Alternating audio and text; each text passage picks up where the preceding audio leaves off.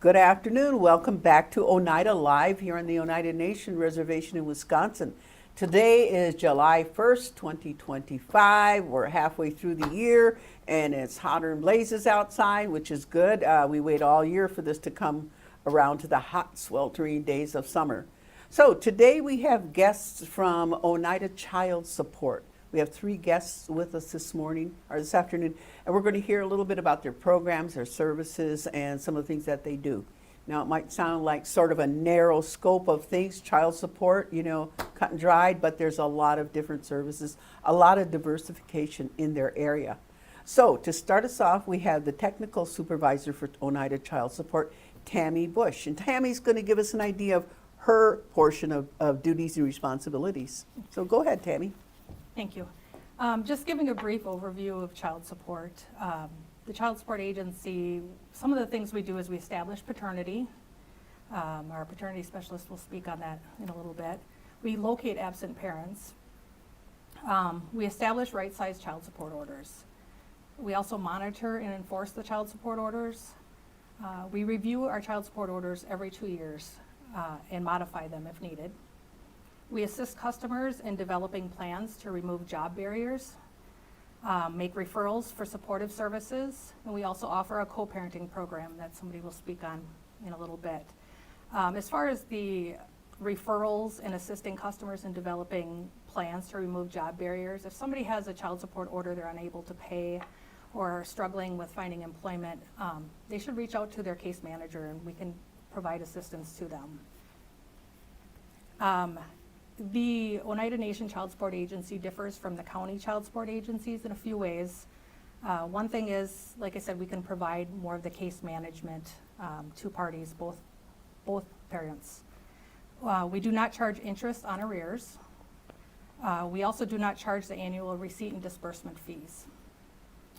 We do not charge for service fees or fees to add the father to the birth certificate. We also do not charge for genetic testing.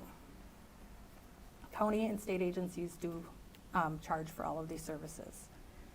We are able to offer families child support orders that include non-cash payments or in-kind support. And we review our child support orders every 2 years to ensure the right-sized orders. Our case managers have smaller caseloads, which allow them to assist customers in developing plans to remove job barriers and to make appropriate referrals for supportive services. Those are some of the basic overview of child support. Applications for our child support services can be found online. If you just search Oneida Nation Child Support, it should pop up. Thank you. Thank you for coming in. And we also have another guest from Child Support coming in to talk to us, and that's Stacy Koski. She's the paternity case manager, and she's going to tell us a little bit about some of the things that differ from what Tammy does in the same area in child support. So welcome, Stacy. Thank you. Good afternoon, everyone. My name is Stacy Koski. I'm the paternity case manager for the agency. The agency is able to assist you with establishing paternity if necessary. Paternity establishment is getting dad's name on the birth certificate. So there's a couple of ways we can do that. One is the parties have the option of signing the VPA, the blue form, the voluntary paternity acknowledgement that was provided to them by the hospitals. At any point, parties are able to sign this form. We pay the filing fee to get that updated with vital records to get dad's name added to the birth certificate. Another way to establish paternity would be through genetic testing. We do genetic testing upon the request of either party. There is no cost to the parties. It's just an in-office. We do the buccal swabs inside the cheek, and those are submitted to the lab. Once the results are received, parties still will have the option to sign the blue form, the VPA, to get dad's name added to the birth certificate. In the event if parties want to move forward with a court action, we move forward to court. We get the judge to adjudicate the individual to be the father based on those genetic test results, and then the agency files the required forms with vital records to get his name added to the birth certificate. Again, there's no cost for us filing the VPA to the parties and no cost for genetic testing. Paternity is considered established once there is a father on the birth certificate. So if I'm a adult child, Mhm. and I want to have somebody tested, can I say I want, so-and-so tested who I think is my paternal father? Maybe I was adopted. I don't have the records. Or do they have to consent as well? Unfortunately, we aren't able to provide services for adult children. They have to be under the age of 18. Okay. All right. Well, I can't think of any questions. Is there anything you'd like to No, add? That is it. Well, Somebody's thank you. got- Thank you. All right. So now we're going to conclude with Kristia Ponton, who's the Support Services Specialist, and she's going to conclude the presentation this morning with some of the things that she does and responsibilities in her portion of child support services here in Oneida. So welcome, Kristia.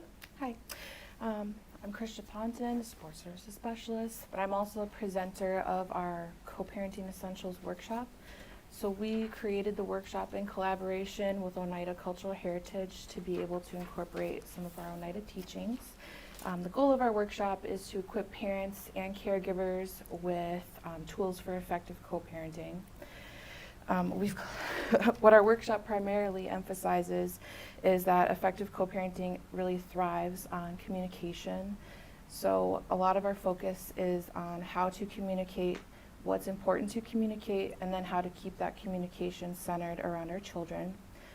So a reminder all throughout the workshop is that fostering a healthy co-parenting relationship is important not only just for the parents and caregivers, but for our children as well.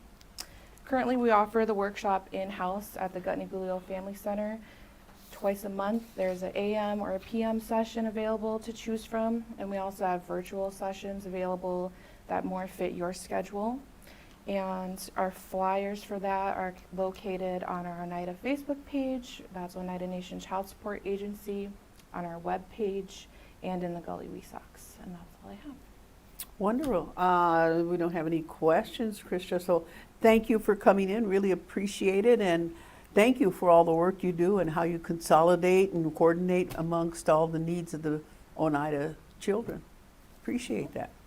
All right, I do have a few announcements now.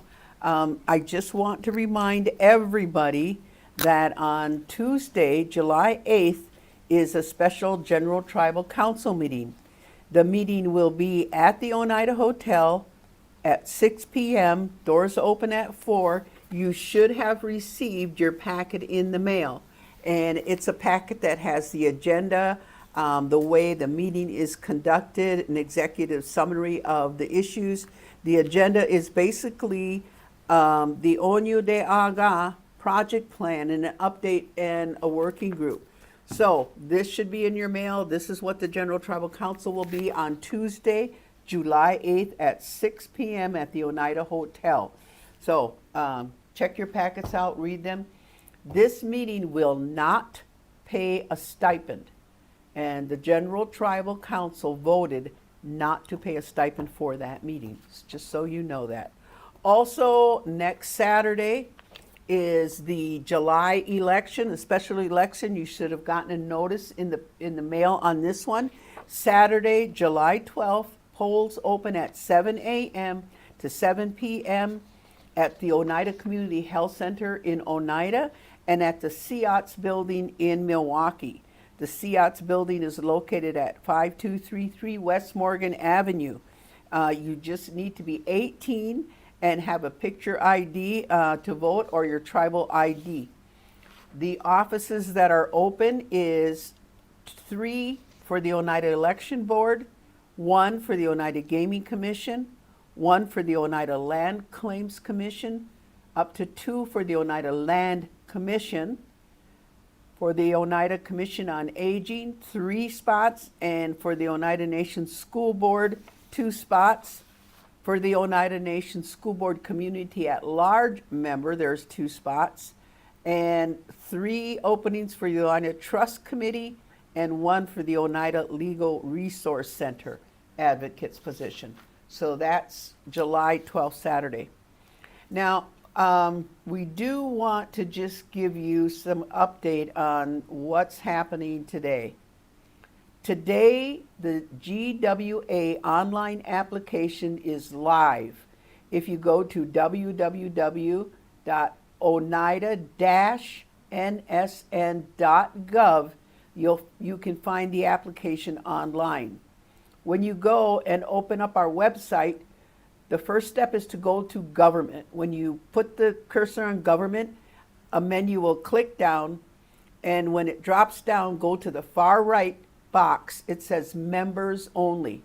Click on members only, and then go to online member services. That's another box. It's on the top row on the far right. And then click on that one, and it'll come up and you'll see orange boxes. So go to the bottom orange box, which says General Welfare Application. Click on that box. And it will bring up the options for payment. Click on every option that applies to you. In most cases, click on all the options. If you're not 62 or over, don't click on the elder option. But if you do and make a mistake, you click on all of them and you don't qualify, you won't be paid. But yeah, so it's also want to remind you that there's no $500 food allowance this year. Excuse me. There's no $500 food allowance. It is not in the annual budget. So that won't be paid out. When you're done, make sure you've clicked on the box. Excuse me. Make sure you've clicked on the boxes that apply to you and hit submit. Now, sometimes it's taking a few minutes to confirm. So we're just letting you know that we've had a few problems this morning. It's taking, sometimes it takes more than a few minutes to get your confirmation number, but it is coming. Also, if you go to Oneida nsn.gov, it may say the site is not available. And that's happening because they're getting swamped.